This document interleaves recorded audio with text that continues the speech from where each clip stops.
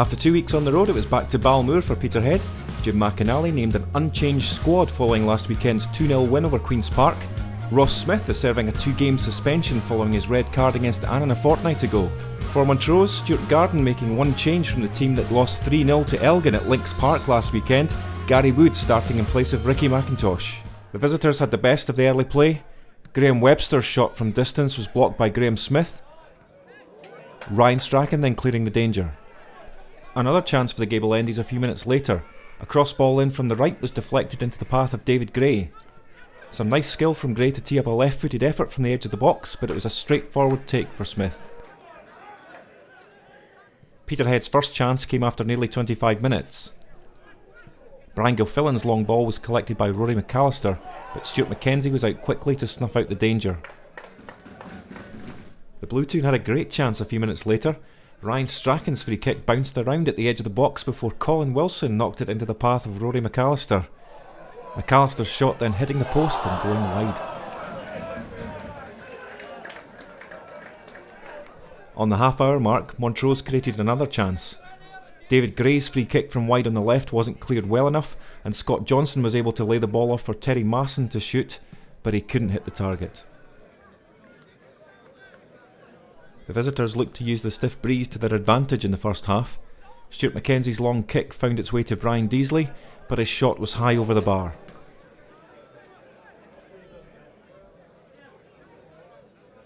The final chance of the half fell to the home side. Dean Cowie hooking a ball over the Montrose defence for Andy Rogers, but Rogers' shot from a narrow angle was taken comfortably by Mackenzie. After a quiet first half, the Blue Toon started strongly in the second. Rory McAllister's free kick from the edge of the 18-yard box was deflected out for a corner. More pressure from the Blue Toon, with the ball eventually breaking for Dean Cowie to shoot from distance. His shot wasn't far wide of Mackenzie's right-hand post.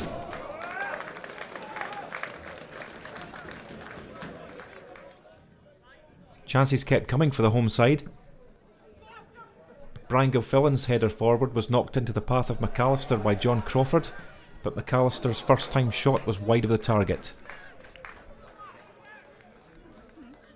Peterhead opened the scoring just before the hour mark. Brian Gilfillan's throw-in was collected by Ryan Strachan. Strachan's ball over the top beat everyone and found its way into the net.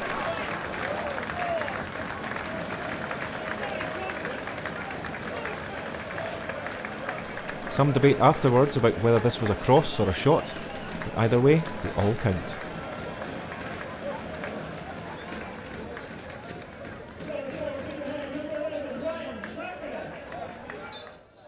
The Blue Toon doubled their advantage a few minutes later. Graham Smith using the wind to send a long ball forward for Rory McAllister to touch past Mackenzie and roll the ball into the empty net.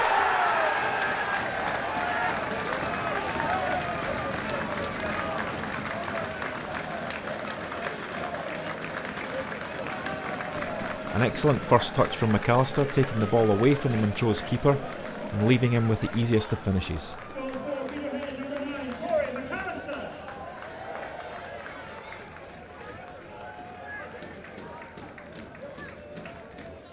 The visitors had few chances in the second half.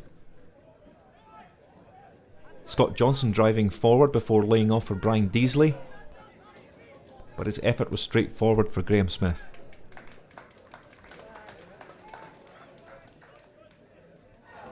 Peterhead extended their lead on 77 minutes. Andy Rogers collecting the ball from Rory McAllister in midfield and then picking out Stephen Noble. With Mackenzie stranded, Noble's drive across the goal line was turned into the net by Montrose sub Ricky McIntosh.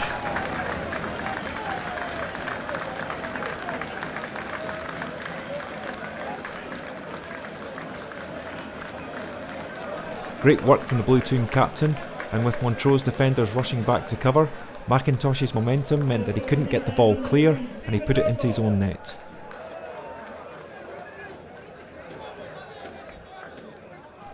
Peterhead's fourth came from a set piece, Ryan McCann with the corner and Rory McAllister with the header.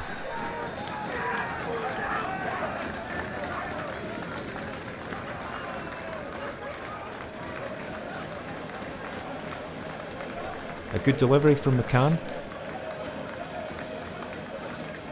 McAllister with a downward header. Scott Johnson couldn't prevent the ball from crossing the line.